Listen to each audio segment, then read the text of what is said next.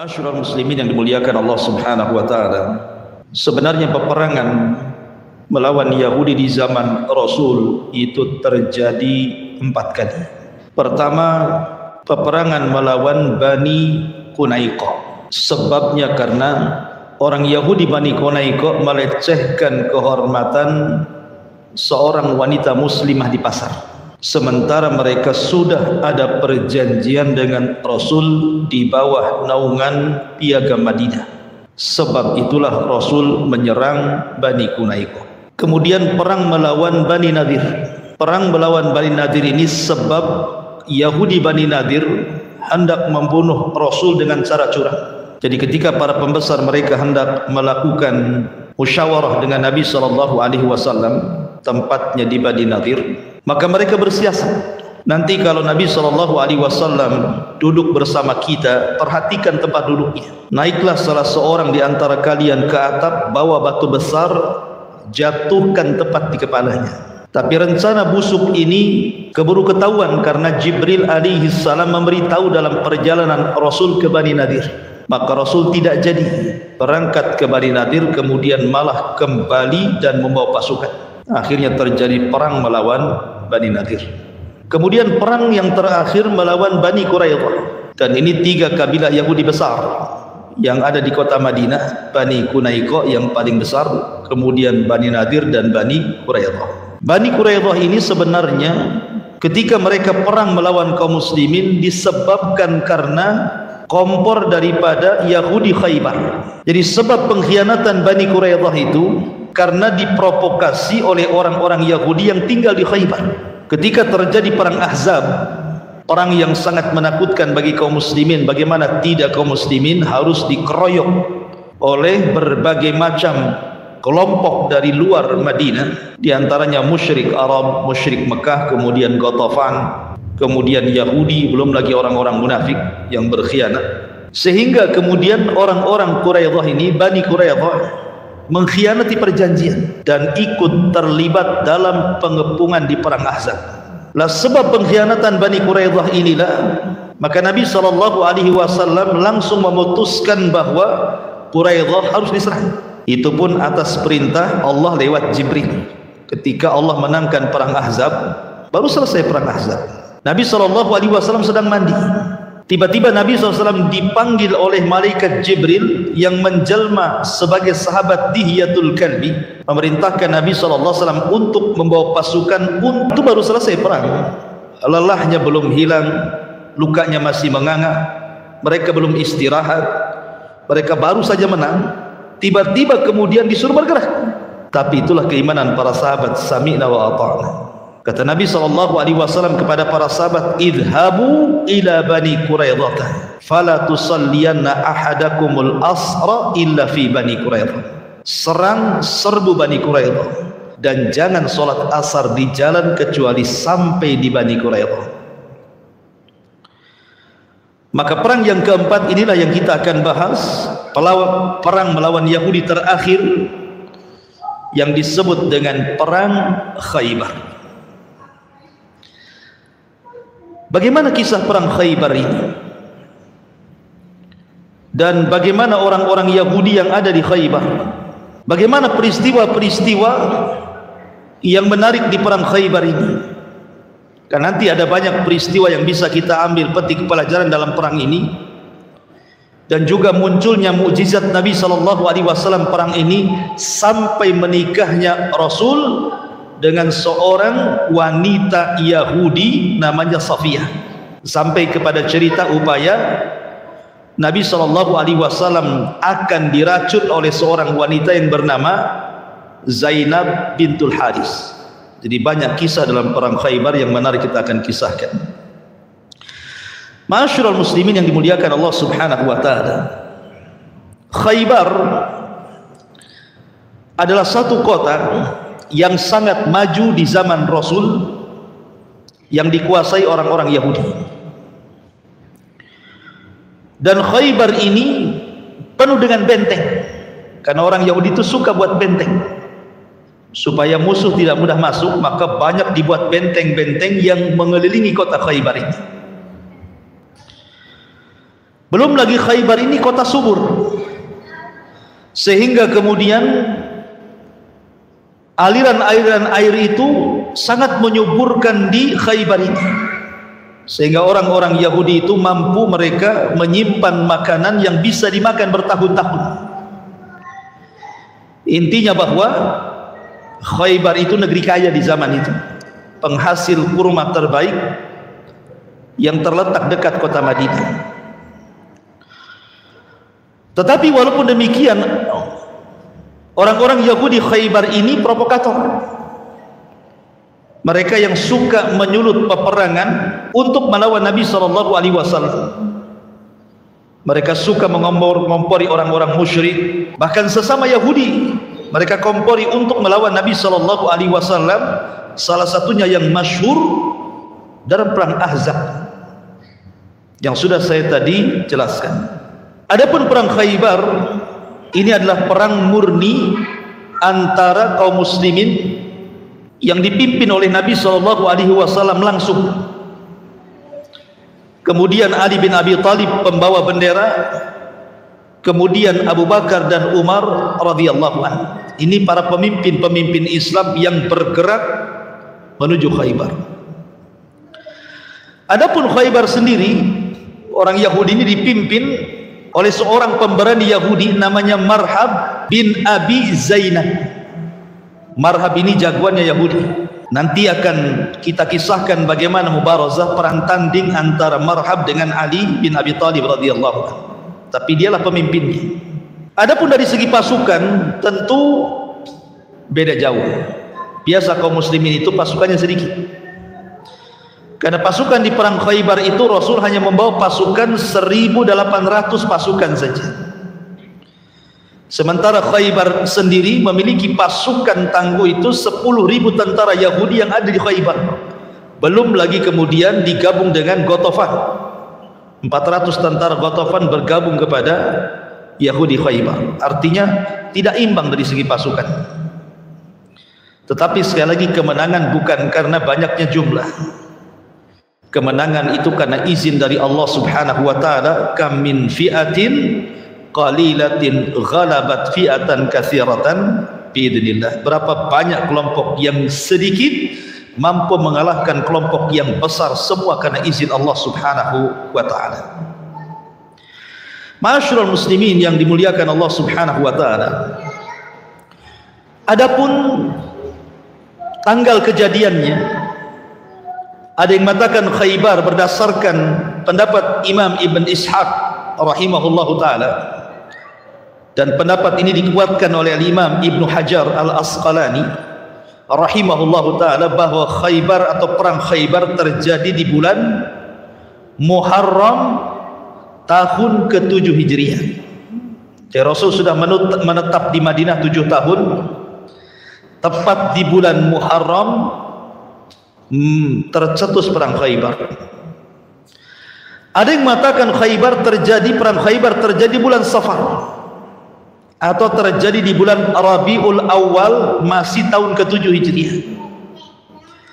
Ada juga yang mengatakan bahwa perang Khaybar itu terjadi di bulan Jumadil Ula pada tahun ke-7 dari hijrah Nabi SAW. Ada yang mengatakan tahun ke-6.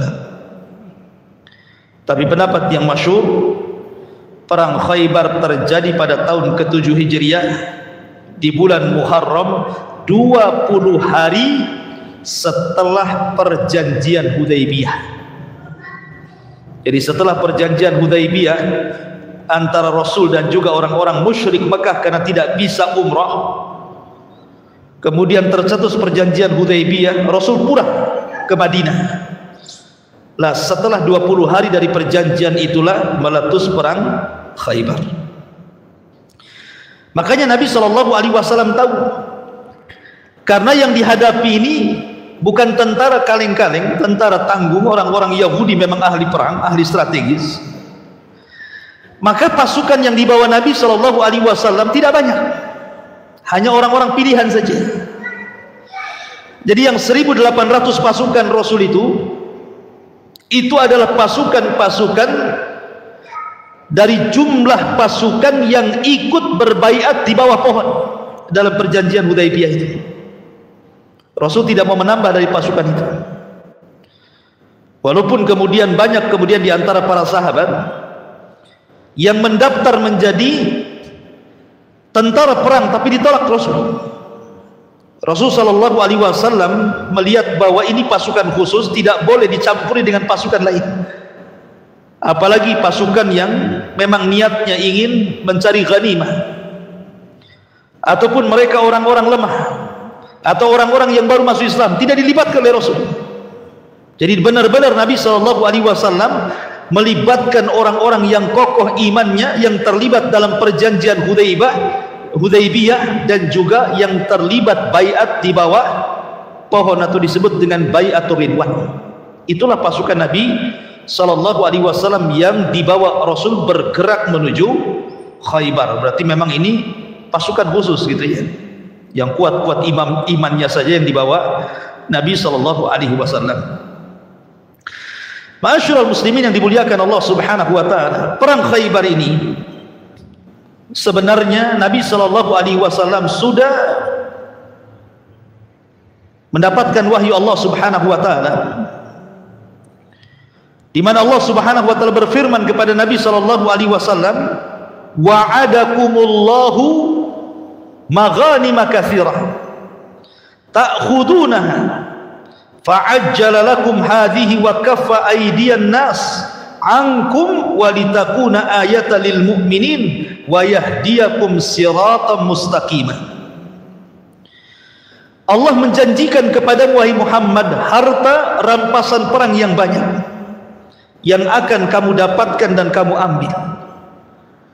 Maka dia segerakan harta rampasan perang itu untukmu, dan dia menahan tangan manusia dari membinasakan dirimu agar kamu mensyukurinya, dan agar menjadi bukti bagi orang-orang yang beriman, dan agar dia menunjukkan kamu ke jalan yang lurus.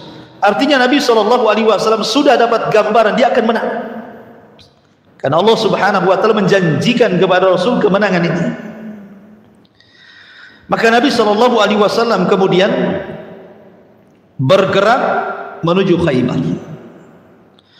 Ketika Nabi SAW bergerak menuju Khaybar, maka Nabi SAW ketika melihat benteng Khaybar, Nabi SAW berdoa, dan doa ini menjadi sunnah bagi kita semuanya.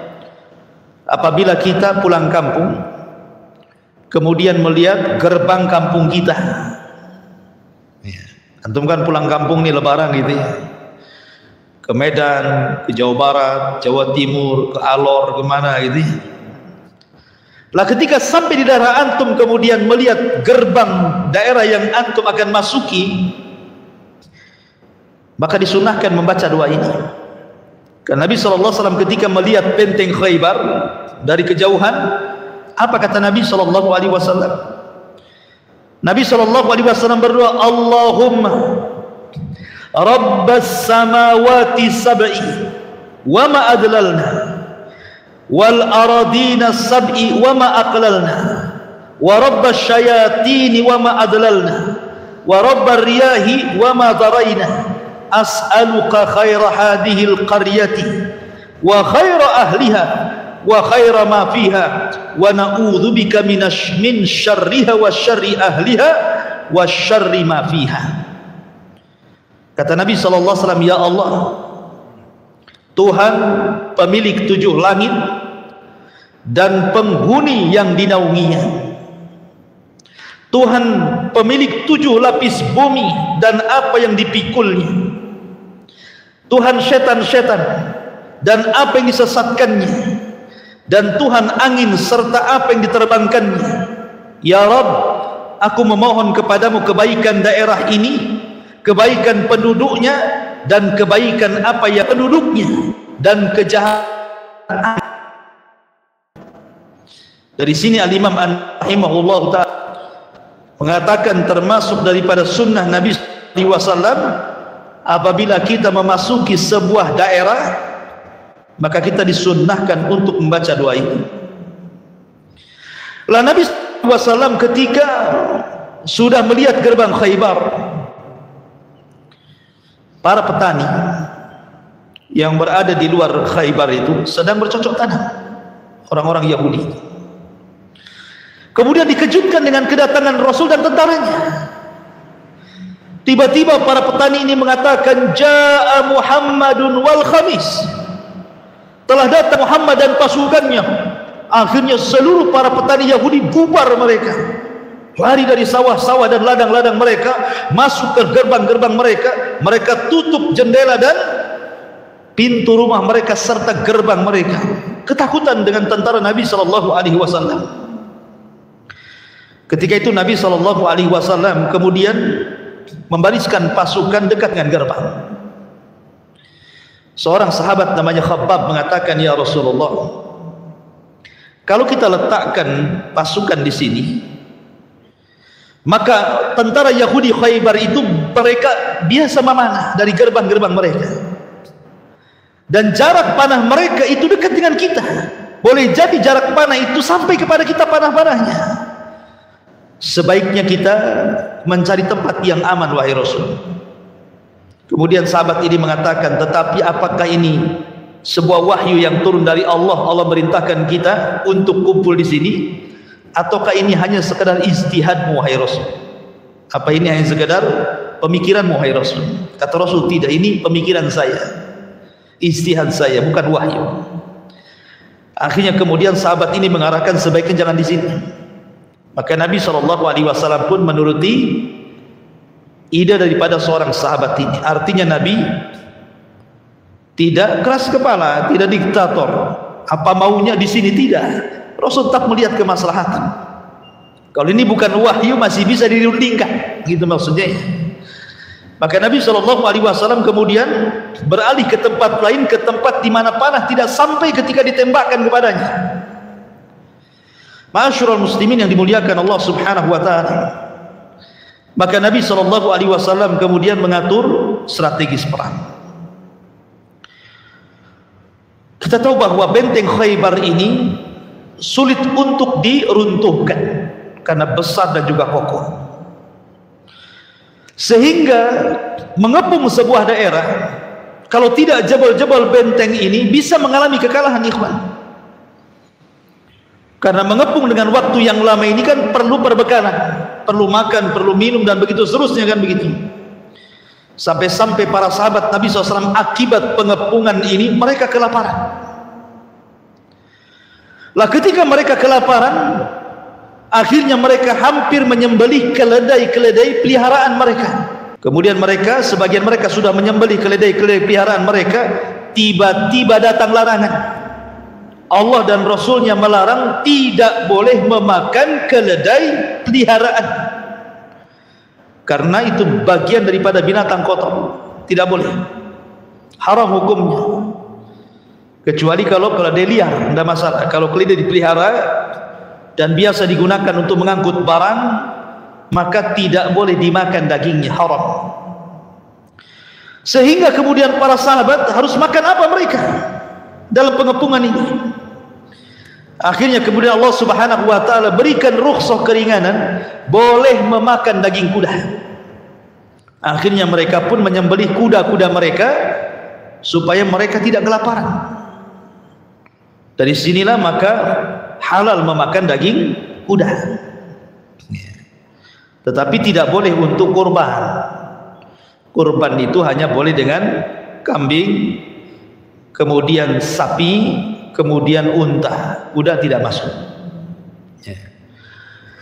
Lah setelah kemudian para sahabat Nabi SAW kelelahan, keletihan, terkadang Abu Bakar Siddiq membawa pasukan kecil berusaha untuk menjebol benteng, tidak bisa.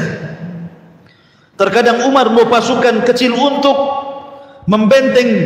menjebol benteng, tidak bisa. Jadi upaya dan usaha itu hampir sia-sia. Sampai pada suatu malam Nabi SAW diwahyukan bahwa besok akan terjadi kemenangan besar. Ketika Nabi SAW kemudian mengumpulkan para sahabatnya di malam itu, kata Nabi SAW, nanti malam, besok, kata Rasul, ada seorang laki-laki, rajulan yuhibbullaha wa rasulah wa yuhibbuhu Allah wa rasuluh, la u'tiyanna rayatan. Kata Nabi SAW, besok saya akan pilih seorang laki-laki anak muda yang mencintai Allah dan Rasulnya, dan dicintai Allah dan Rasulnya, aku akan berikan bendera kemenangan kepadanya. Masyarul muslimin yang dimuliakan Allah Azza wa Jalla, lihat Rasul ini tentu mengucapkan bukan dengan hawa nafsunya. Rasul itu mengucapkan dengan wahyu yang diwahyukan kepadanya. Ketika Rasul mengatakan besok akan mengalami kemenangan, sahabat yakin, dan kemenangan itu di tangan seorang laki-laki pemegang bendera. Makanya keesokan harinya seluruh para sahabat berkumpul tuh. Mereka berangan-angan dan bercita-cita satu di antara mereka yang memegang bendera itu. Sampai-sampai Umar bin Khattab hadir berdesak-desakan ingin dipilih Rasul yang memegang bendera itu. Kata Umar, sebenarnya aku paling tidak suka menjadi seorang pemimpin kecuali hari ini. Aku ingin sekali. Kenapa? Karena Nabi SAW menyatakan bahwa kemenangan akan didapat oleh seorang laki-laki yang mencintai Allah dan Rasulnya dan dicintai Allah dan Rasulnya. Ini kan rekomendasi namanya. Coba, Rasul yang mengatakan laki-laki ini mencintai Allah dan Rasulnya. Oke lah, kalau hanya sekedar mencintai Allah dan Rasulnya, kita pun bisa ngomong. Anda cinta kepada Allah? Oh cinta. Anda cinta kepada Rasul? Cinta sekali. Pertanyaannya, apakah Allah mencintai Anda dan Rasulnya juga mencintai Anda? Belum tentu. Tapi ketika Nabi SAW mengatakan orang ini dicintai Allah, dicintai Rasul, mencintai Allah, mencintai Rasul, ini sebuah keutamaan besar di dunia dan di akhirat. Makanya wajar 1.800 orang berdesak-desakan, lo bayangkan, hanya ingin ditunjuk mereka lah pemegang bendera. Sampai Umar itu yang memiliki badan besar berdesak-desakan di situ. Tiba-tiba Nabi SAW mencari orang yang tidak ada dalam pasukan yang berdesak-desakan itu. Kata Rasul, Aina Ali? Di mana Ali? Gitu. Ali nggak ada. Aina Ali? Di mana Ali? Maka orang-orang mengatakan, ya Rasulullah, Ali sedang sakit matanya. Ya wajar ya, di padang pasir. Kalau ada angin mungkin kelilipan atau apa ya, akhirnya matanya sakit sampai Ali tidak bisa melihat. Intinya sakit matanya. Maka Nabi SAW mengatakan para sahabat, kalau gitu itu ni Ali ya, datangkan kepadaku Ali. Maka kemudian sebagian sahabat memapah Ali radhiyallahu anhu dari tendanya menghadap Nabi SAW. Tiba-tiba Nabi SAW fabasaka wajah. Rasul pun kemudian meludahi wajahnya. Rasul meludahi kedua mata Ali radhiyallahu an. Apa yang terjadi? Fabari'aka allam yakun, maka Ali pun sehat seolah-olah dia belum pernah terkena sakit mata. Disinilah ada mukjizat Rasul, bahwa ludah Nabi SAW itu obat. Ya, karena jasad Rasul itu berkah. Jasad Rasul itu berkah. Rasul itu kalau dicukur, maka bekas cukuran rambutnya sahabat itu ribut untuk mengambil rambutnya, itu disimpan sebagai berkah.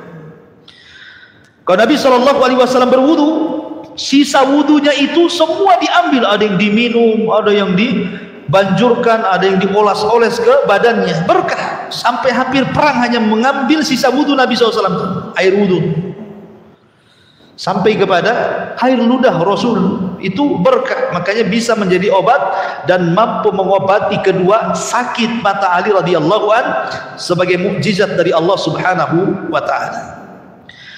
Maka mulailah kemudian Nabi SAW menyiapkan pasukan. Kemudian Nabi SAW, orang dulu kan kalau peperangan itu biasa ada namanya mubarazah. Ketika Rasul SAW berhasil menjebol benteng di tangan Ali radhiyallahu anhu, Maka sistem perang dulu itu kalau sudah berhadapan-hadapan pasukan, tidak langsung saling menyerang, tidak, tapi ada namanya adu tanding, atau dalam bahasa Arab disebut mubarazah. Mana jagoanmu, ini jagoan gua. Rupanya dari jagoan Yahudi itu memang langsung dihadapkan pemimpin mereka, jagoan mereka yang dikenal luar biasa gitu kehebatannya, namanya Marhab ibn Abi Zainah. Itulah jagoan orang-orang Yahudi, langsung ke depan. Maka kemudian Nabi SAW memerintahkan seorang sahabat Ansar namanya Salamah ibn Aqwa radhiyallahu an, langsung menjadi adu tanding dari kaum muslimin. Ingat, orang-orang dulu biasanya untuk mengedonkan perasaan orang, mereka selalu melantunkan bait syair, karena syair itu bagi mereka semacam media hari ini. Orang mendengar syair bisa menangis, orang mendengar syair bisa dendam, orang mendengar syair bisa lemah, orang mendengar syair bisa kuat, orang mendengar syair bisa berperang, orang mendengar syair bisa ribut. Syair itu media untuk membangkitkan dan melemahkan. Maka Marhab ketika itu maju, kemudian dia melantangkan syairnya dan mengatakan, qad alimat khaybaru anni marhabu syaqis silahi batalun mujarrabu ilal khurubu aqbalat talahabu. Kata Marhab, jagoannya Yahudi, mengatakan, Khaybar telah tahu sesungguhnya aku seorang Marhab, orang yang sangat pandai memainkan senjata, seorang pahlawan pemberani. Ketika peperangan datang bagaikan api yang menyala-nyala.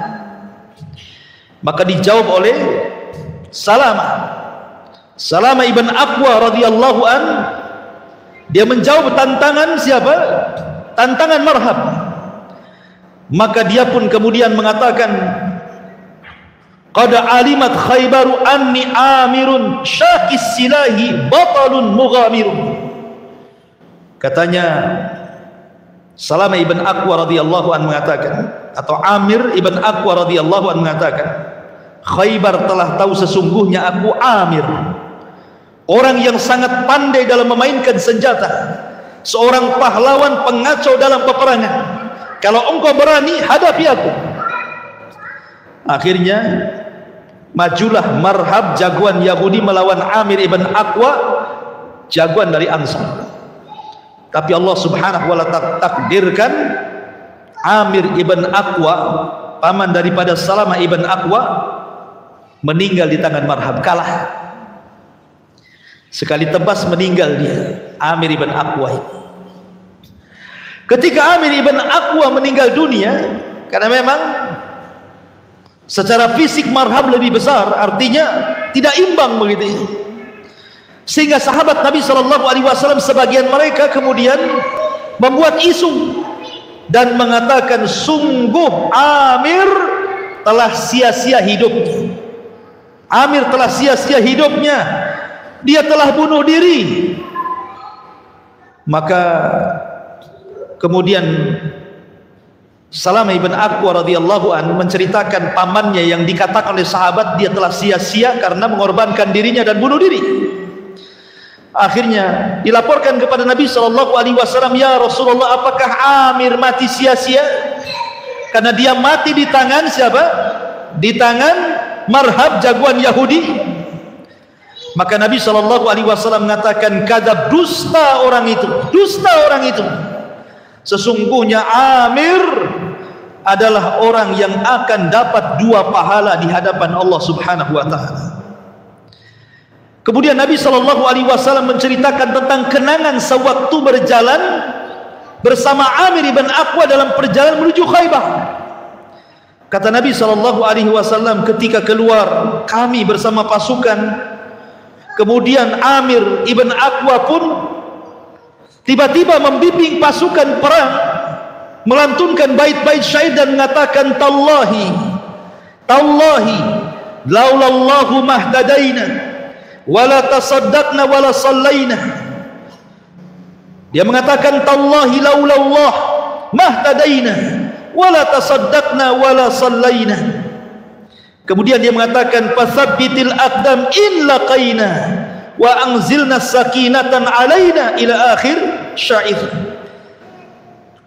Amir ibn Aqwa membimbing para sahabat yang lain untuk mengucapkan, demi Allah, kalau bukan karena Allah tentu kami tidak akan mendapatkan petunjuk, tidak akan sedekah dan tidak akan salat. Ya Allah, tetapkanlah kaki-kaki kami apabila berjumpa dengan musuh, dan berikanlah ketenangan kepada hati-hati kami. Sehingga seluruh para sahabat mengikuti ucapannya Amir ibn Aqwa dalam perjalanan menuju Khaybar itu. Makanya Nabi SAW mendoakan Amir sebelum wafatnya, semoga Allah mengampuni dosamu. Ingat, kalau Nabi SAW mendoakan kepada seorang sahabat saat hendak perang dengan kalimat ampunan, berarti sahabat itu dipastikan mati syahid. Makanya Amir kemudian meninggal mati syahid di tangan Marhab. Lah ketika kemudian Amir kalah di tangan Marhab, Marhab semakin sombong itu. Kemudian berteriak di hadapan pasukan Rasul, siapa lagi yang bisa menghadapi diriku? Kemudian dia bersesumbar dan mengatakan dengan perkataan yang sama, qad alimat Khaybaru anni marhabu syakis silah batalun mujarrabu idil hurubu akbalat talahabu. Marhab mengatakan, sesungguhnya Marhab, seluruh orang-orang Khaybar tahu siapa Marhab. Kemudian Ali radhiyallahu an tiba-tiba datang dan mengatakan, akulah lawanmu, kata Ali radhiyallahu an. Nah, sekarang baru imbang yang melawan Ali radhiyallahu an. Sebenarnya Ali ini jauh di bawah usianya Marhab, tetapi Ali radhiyallahu an diberikan oleh Allah Subhanahu wa taala kemampuan perang dan juga fisik yang kuat. Makanya ketika kemudian Amir gugur di tangan Marhab, Ali pun maju dan Ali pun menggertak Marhab dengan mengatakan, ana alladhi sammatni ummi Haidara kalaythi ghabatin karihil mandara ufihim bisa'i kailas sandara. Kata Ali radhiyallahu an, tahukah kalian siapa aku? Ali radhiyallahu, dan ini menunjukkan sombong dalam peperangan boleh. Seseorang berlaku sombong dalam peperangan itu boleh untuk mengedonkan lawan, tidak masalah. Tapi sombong di dalam peperangan nggak boleh. Sebagaimana menipu dalam peperangan boleh, tapi di luar peperangan tidak boleh menipu. Maka dengan sombongnya Ali radhiyallahu an mengatakan, ana alladhi sammatni ummi Haidara. Kata Ali radhiyallahu an, akulah orang yang diberi nama ibuku Haidara. Haidara itu nama dari nama-nama macan, nama singa. Haidarah itu, sayalah orang yang diberi nama oleh ibuku singa hutan. Nah gitu bahasanya. Kalaythi ghabatin karihin mandara, layaknya singa hutan yang sangat ditakuti oleh lawan-lawannya. Kemudian Ali radhiyallahu mengatakan, ufihim bisa'i kailal sandara. Kata Ali radhiyallahu an, saya akan penuhi mereka dengan sa' ukuran yang sangat besar. Bahasa kita, kau jual, saya beli. Itu bahasanya. Kamu tantang, saya lawan. Gitu ya. Maka Ali radhiyallahu an pun kemudian dijelaskan, fafalaqa ra'sa Marhab bisayfi wa kana al-fathu ala yadayhi. Tiba-tiba Ali menghunuskan pedang, kemudian Ali pun dengan sigap memukul kepala Marhab dan terbelah menjadi dua. Akhirnya Marhab pun mati di tangan Ali radhiyallahu anhu. Sejak itulah, karena pimpinan mereka meninggal, orang-orang Yahudi mulai kecut. Maka kaum muslimin kemudian berhasil kemudian merobohkan benteng ke benteng, pasukan ke pasukan dirobohkan oleh kaum muslimin. Ada yang langsung nyerah, ada yang berperang dulu, macam-macam. Intinya bahwa Khaybar kalah di tangan kaum muslimin. Dan ketika itu Ali radhiyallahu anhu menjadi pemimpin yang ditunjuk oleh Nabi sallallahu alaihi wasallam.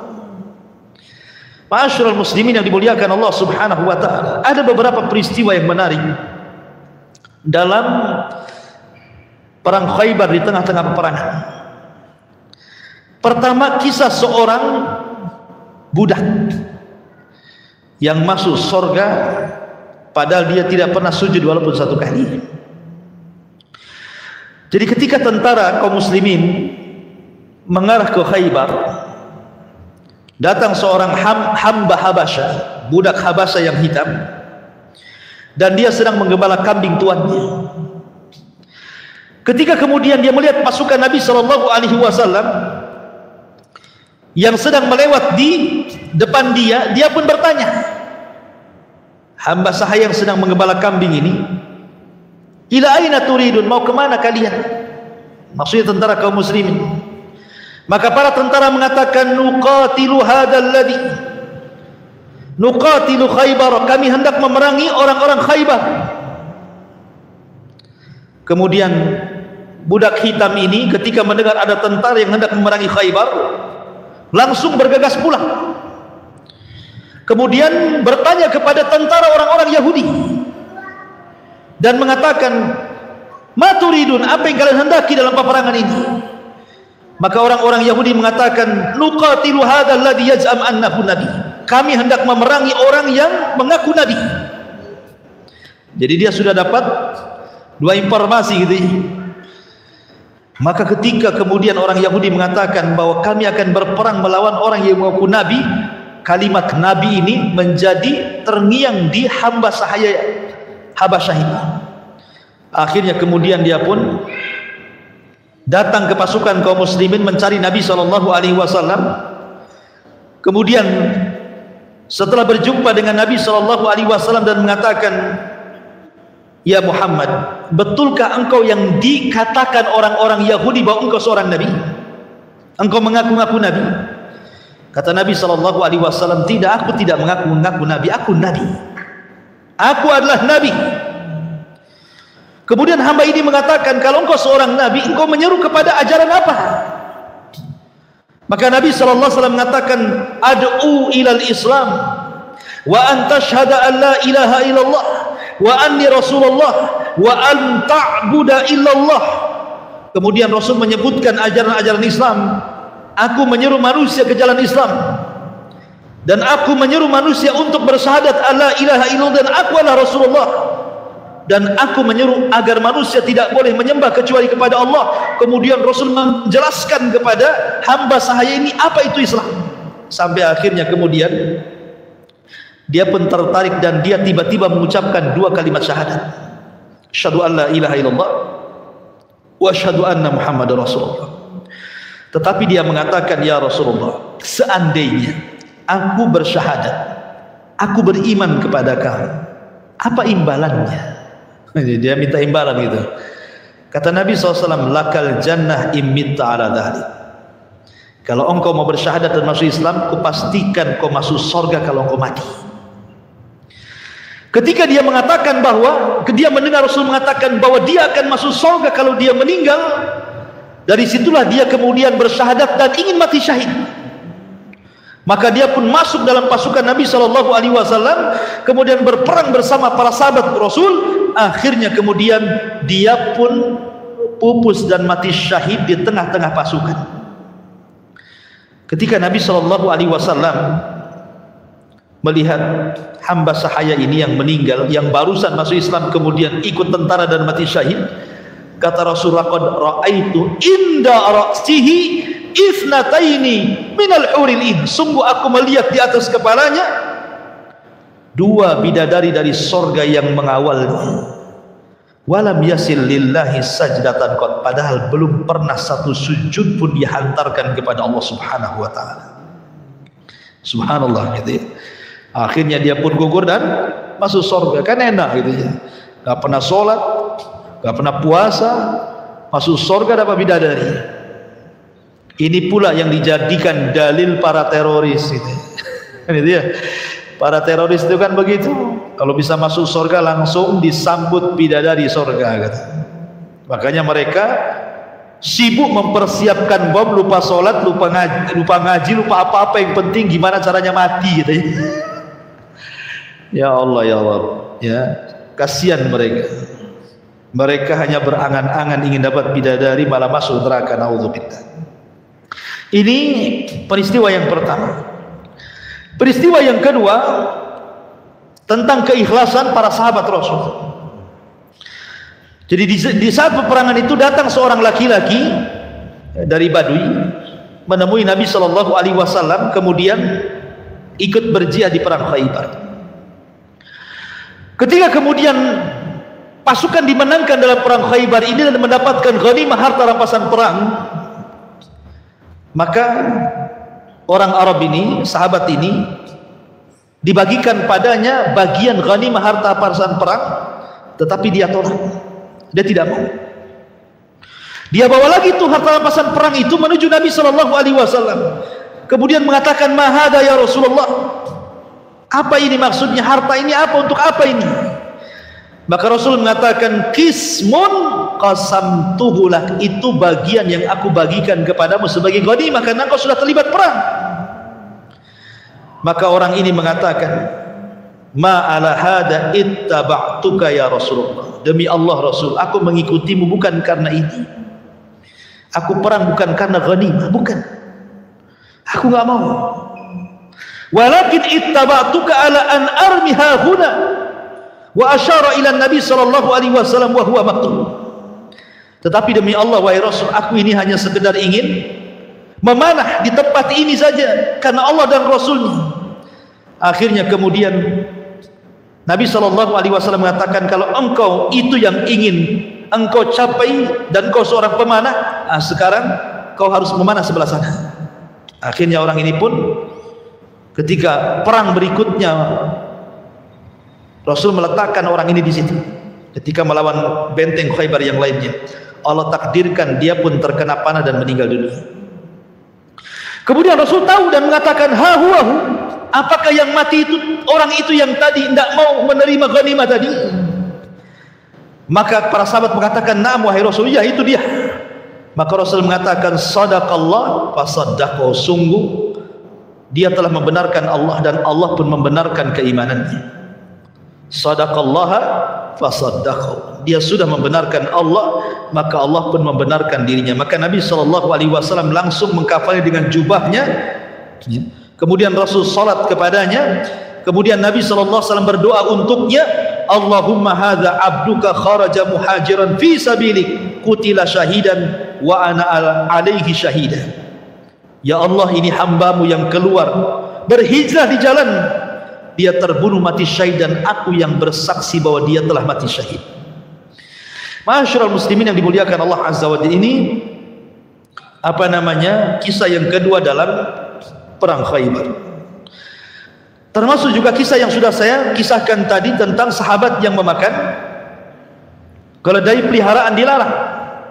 Karena Allah Subhanahu wa taala melarang tidak boleh makan keledai peliharaan, kemudian diberikan rukhsah untuk memakan daging kuda. Termasuk juga musyawarah tadi. Nabi SAW bermusyawarah di tempat yang oleh Rasul kayaknya cocok, tetapi bagi sahabat tidak cocok karena ini bahaya. Akhirnya Nabi SAW pun beralih dan mengikuti pendapat para sahabat. Termasuk juga ada seorang wanita namanya Umayyah bintu Abi Salam. Dia ikut memanah, menjadi pemanah dalam perang Khaybar, padahal perempuan. Awalnya dia selaku dokter untuk mengobati luka-luka sahabat dan begitu seterusnya, tapi ketika terjadi peperangan mau tidak mau dia pun terlibat. Akhirnya dia pun menjadi pemanah wanita di perang Khaybar, nama Umayyah bintu Abi Salam. Termasuk juga dilarang ketika sudah mendapatkan banyak tawanan, Nabi SAW dilarang untuk langsung menggauli seorang budak sampai dia haid dulu, karena dikhawatirkan budak itu hamil dari tuannya atau dari suaminya. Ketika tertawan dan jadi budak, maka tidak boleh digauli, karena Islam itu tidak boleh menggauli orang yang hamil. Maksudnya dalam dunia pernikahan pun tidak boleh seperti itu. Kalau antum menikah dengan seorang wanita, kemudian dia hamil, kemudian dicerai, maka iddahnya sampai melahirkan, kan itu. Ini pun terjadi di perang Khaybar. Termasuk juga mukjizat Nabi sallallahu alaihi wasallam yang meludahi kedua mata Ali radhiyallahu anhu.